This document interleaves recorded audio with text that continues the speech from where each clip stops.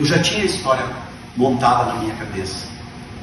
Eu já tinha, assim, o pensamento, aquilo veio muito rápido para mim. Eu escrevi, acho que em 2 meses a história. Eu já tinha a história pronta. Mas aí que veio a busca. Eu já tinha o início, meio e fim. Eu sabia o que eu queria. Eu sabia já contar a história estava pronta.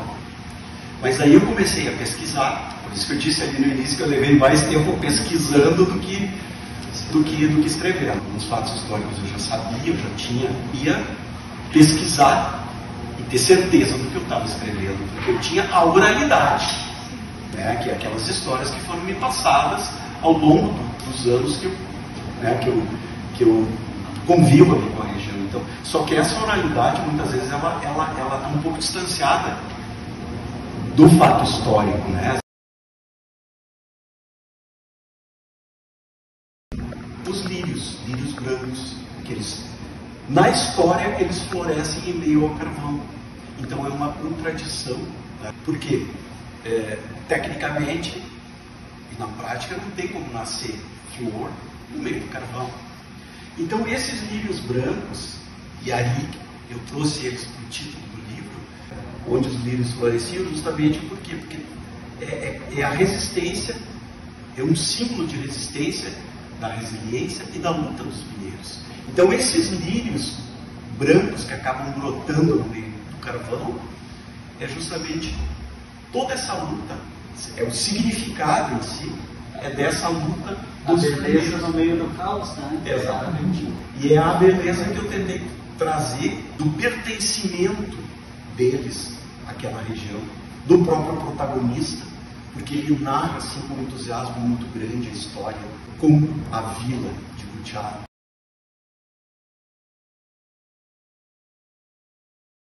Esse bisavô se chama Romão Antunes, a esposa dele, e um filho também de 12 anos. Então eles eram escravizados no fazendeiro Paco. Essa saga da família Antunes eu acabo trazendo para Arroio dos Ratos. Esse bisavô, chamado Romão, bisavô do protagonista, ele lutou, inclusive, na Guerra dos Farrapos. Lutou lá no general Bento Gonçalves, com a promessa de, quando terminasse a guerra, seriam libertos da escravidão. A guerra terminou e eles voltaram da escravidão. Na troca lá da fazenda, do proprietário da fazenda, onde o Romão trabalhava, e ele ganhou a carta de alforria dele. E um dia passou um mascate lá por essa fazenda em Rio Pardo e disse assim para o Romão: "Seu Romão, agora que o senhor é um homem livre, por que o senhor não pega a sua família e vai para uma vila chamada de Arroio dos Ratos, que lá eles estão explorando um tal de ouro negro, e esse ouro negro vai enriquecer muita gente. Vou para lá." Aí pegou a família e foi parar na vila de Arroio dos Ratos. E aí então que eu começo a trazer a história dos meus personagens fictícios, dessa família Antunes, que é uma família fictícia. Eu coloco eles então na vila de Arroio dos Ratos, conversando com o inglês James Johnson, que era então, assim, o dono da companhia mineira de Arroio dos Ratos.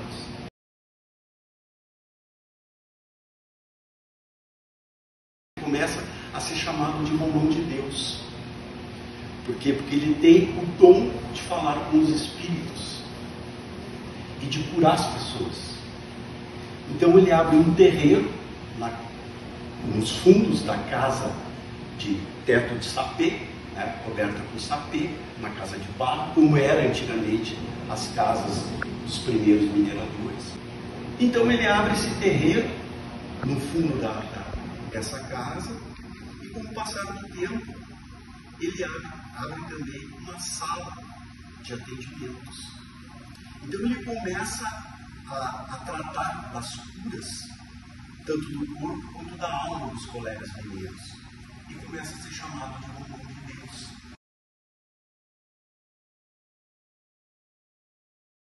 O que o senhor acha? Eu comecei a explorar carvão na vila do Butiá. Aí o seu Romão pegou, acendeu uma vela, fez as rezas dele e disse assim: doutor Nicásio, o senhor vai vencer na mineração, mas vai para mais de 20 anos. Mas ele disse assim, o senhor tem certeza, seu doutor? Aí ele olhou no fundo dos olhos do Nicásio Machado e disse assim, seu doutor, os espíritos não mentem. E isso realmente aconteceu. Cassaram a concessão do Nicásio Machado e ele levou 20 e poucos anos, já não era mais a época do Império, conseguiu de volta a lavra para explorar a mineração na vila de Butiá, e quem concedeu foi o Borges de Medeiros. Por isso que o primeiro poço da vila de Butiá se chama Poço 1, se chamava na época Poço Borges de Medeiros. E assim a história vai desenrolando.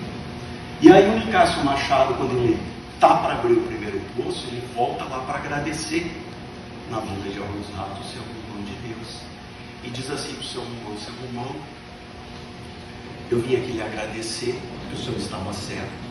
Eu levei 20 e poucos anos para reativar a minha concessão do carvão. Estou abrindo o Poço 1 na vila de Butiá. E eu gostaria que a sua família viesse comigo. E o seu filho vai ser capataz na mina. Se o meu filho vai ser capataz, nós vamos de muda. E assim eu trago a história da família Antunes para a vila do Butiá. E aí começa a desenrolar a história dos descendentes do Romão de Deus na vila de Butiá.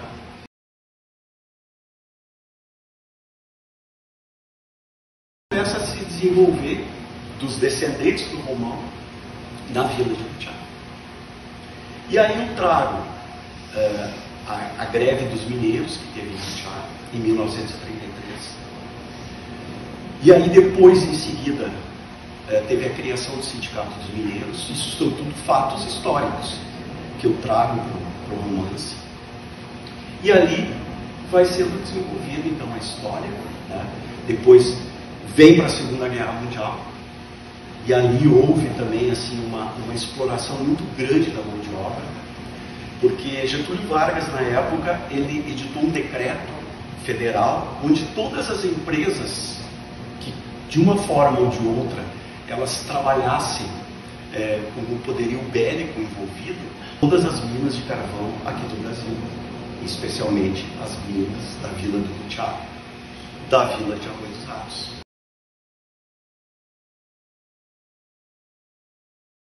Os operários que trabalhavam nas companhias, na época, para vocês terem uma ideia da Segunda Guerra Mundial, existiam 7.000 operários entre a vila de Butiá e a vila de Arroio dos Ratos. 7.000 operários.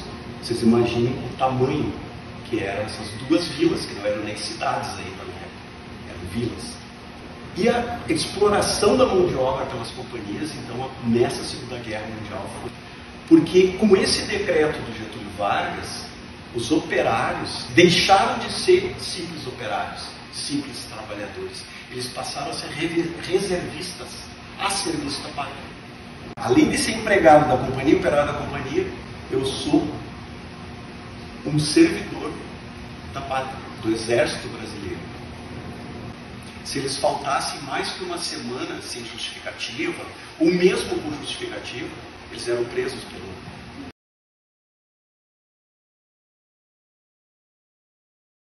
Para definir, né, o romance em si, eu trago essa resistência, essa resiliência e essa luta dos mineiros e daquela população das antigas vilas mineiras de São Jerônimo. Os acontecimentos praticamente assim em ordem cronológica, como eles de fato aconteceram. Do primeiro poço de extração que foi aberto, como eu falei, pelo inglês James Johnson, em Arroio dos Ratos, e eu venho trazendo, acompanhando os meus personagens com a história. Então eu procurei trazer exatamente a dura realidade que viviam os mineiros na época. Isso também motivou muitas greves. A greve de 1933, que parou a vila de Butiá por 15 dias, a criação dos sindicatos mineiros também em 1933,